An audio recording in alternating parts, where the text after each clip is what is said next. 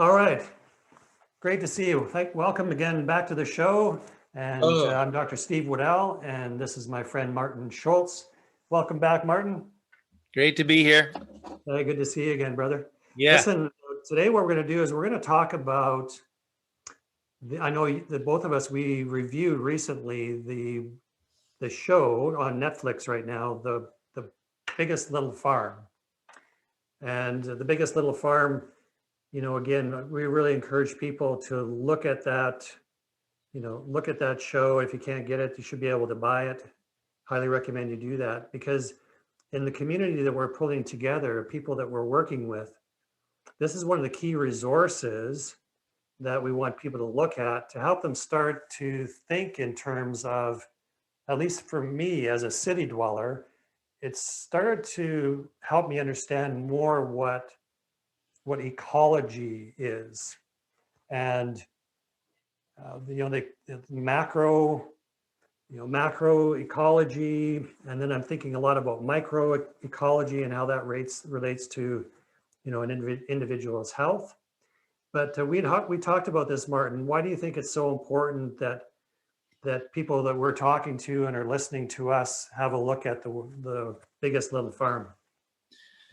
Well, we live in a highly urbanized world, and a lot of us have grown up in cities.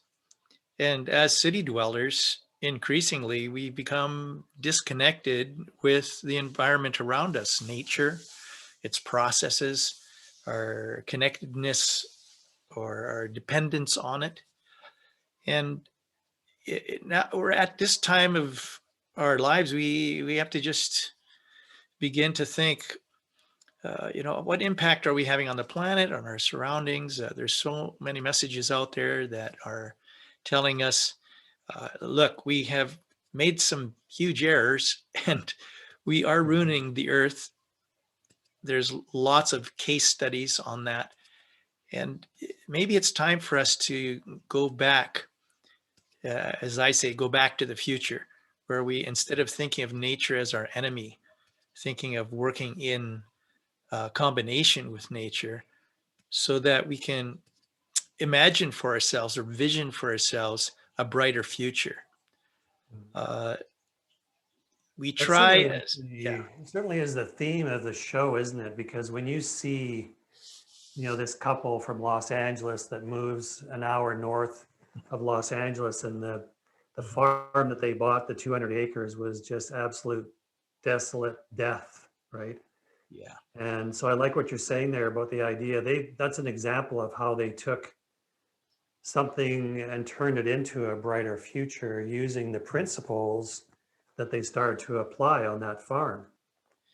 yeah. It was, it's quite an amazing story for people who haven't been part of connecting with nature around them.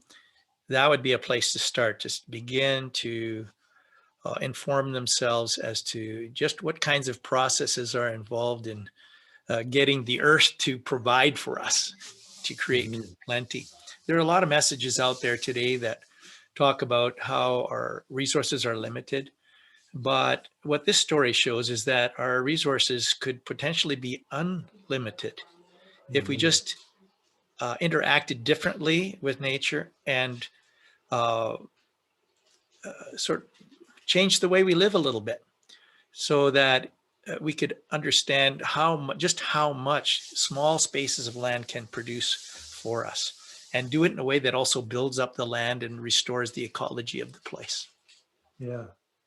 So as you think about, that movie, then let's say what's one or two, even three key things that you would like our audience to take away from watching that movie? From your perspective, what are the two or three most important things?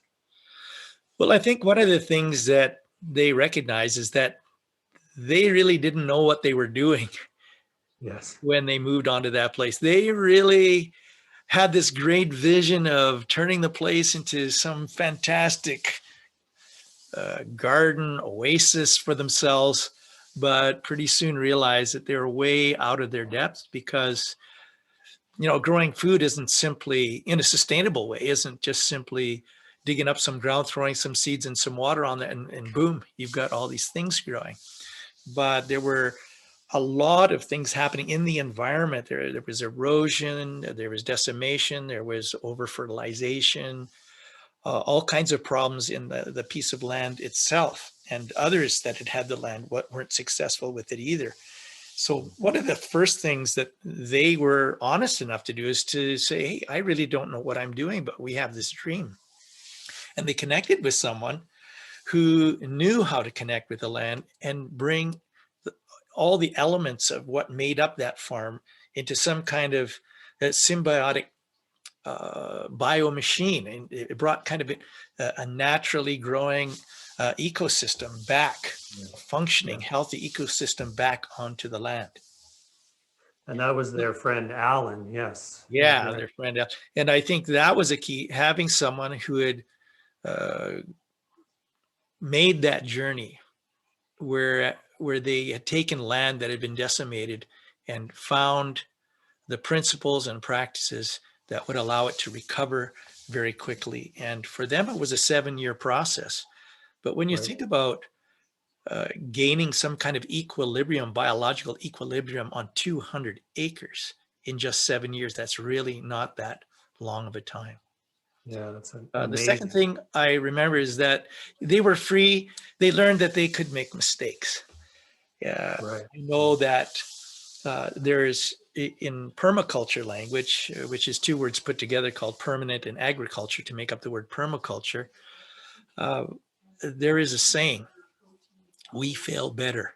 And what it does is it allows people to experiment and not have to get things right the first time, but realize that what they were after was a dream that they would have to learn about. They'd have to adjust. They'd have to change. They'd have to think differently. They'd have to do differently.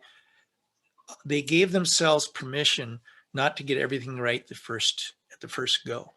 And they just kept at it, trying to learn about what it meant to develop, like in their case, a closed loop system where Yeah. every part of that property fed another part of the property and cycled the energies that were there without just dividing them up and treating things individually. They were able to put the whole thing together into some kind of symbiotic working creature in a way. The land is living, right? It's not What was the just, phrase you used to fail better? yeah, we fail Fail better. better. That's just the phrase. We fail better. And I think they Okay. gave themselves permission along the way. Right. The other thing that we can learn is that it's not necessarily easy.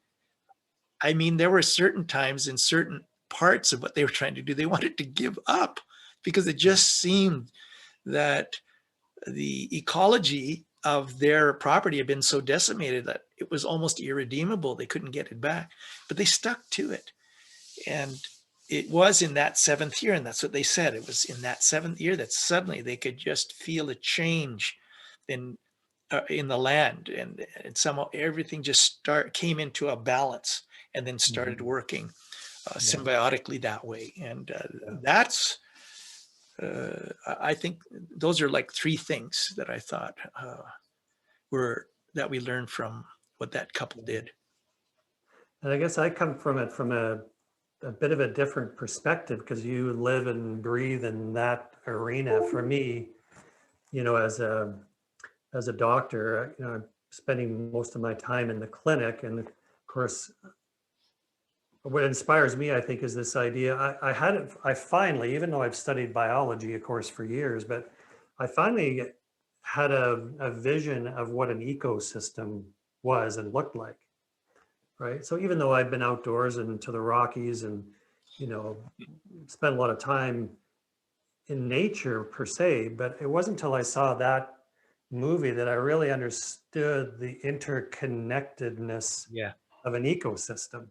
And Yeah. you could see how that ecosystem supported each other. The most dramatic example of that was about with the coyotes, right? And so they were such a pest killing the chickens that he ended up shooting one, which was, a very difficult thing to do, especially with their philosophical approach to what they were Yeah. trying to accomplish.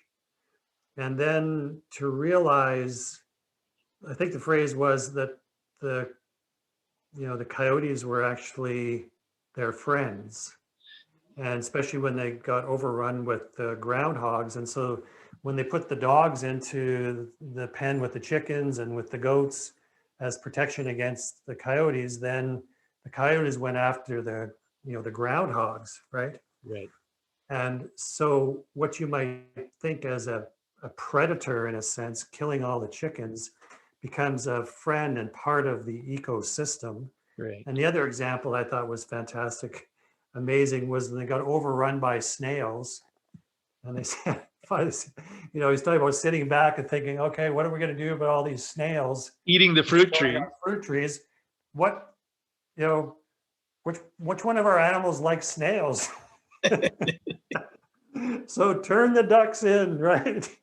Yeah. And those ducks just went crazy on the snails. And and the example of bringing in the owls to get rid of, again, groundhogs, but also hawks, to Right. get rid of some of the starlings that were damaging the fruit, and all these, as you say, all this interconnected stuff. Yeah.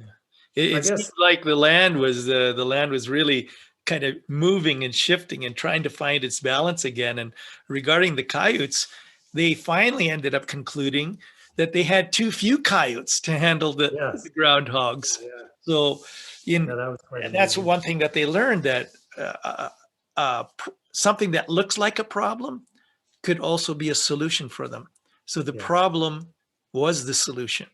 It right, was an overrun of coyotes, but what was its solution? It took care of the groundhogs.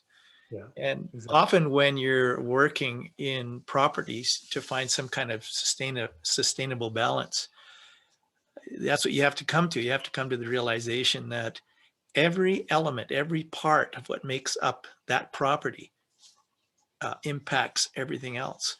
Yeah, And just to take one out because we don't like it can create other imbalances, and it can turn into a slippery slope to failure in yeah, developing the land.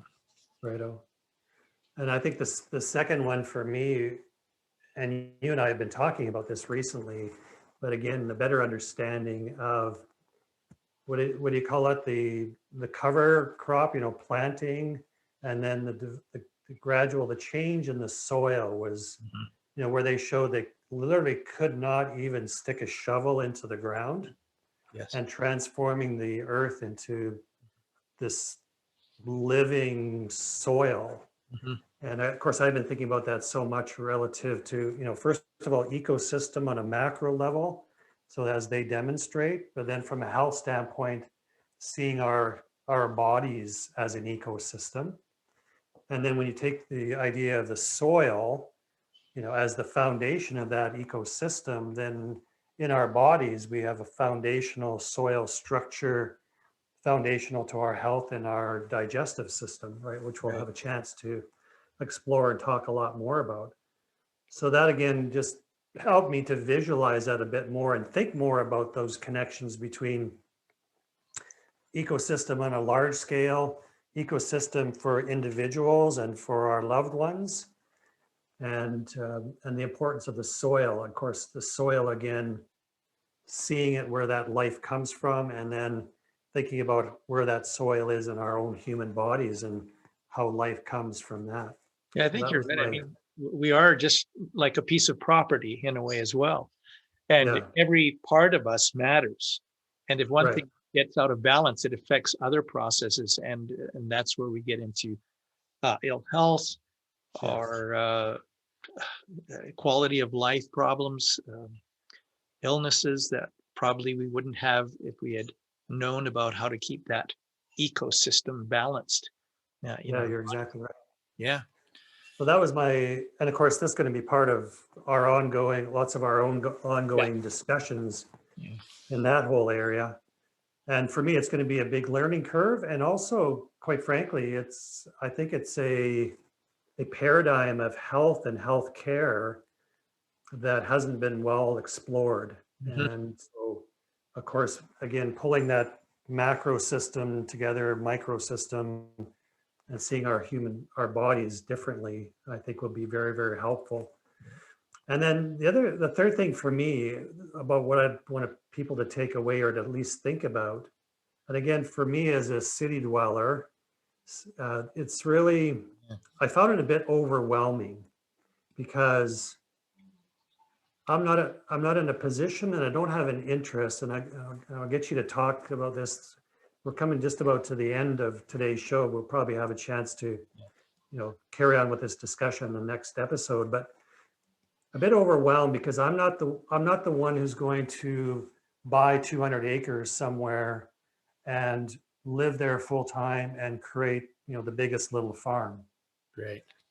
So I found that overwhelming. And plus, even just where I'm at, and of course, it'll be similar to a lot of people that are interested in this area, but maybe it's a possibility for them to buy a piece of property and, create that food farm, et cetera, that ecosystem.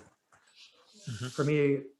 For me, I don't see that. And then the other thing too, even just with my own health limitations, quite frankly, I don't have the energy to do that. I mean, the massive amount of energy it took for them over a 7-year period to create this quote unquote paradise, but the difficulties and the failures and the setbacks that they faced all along.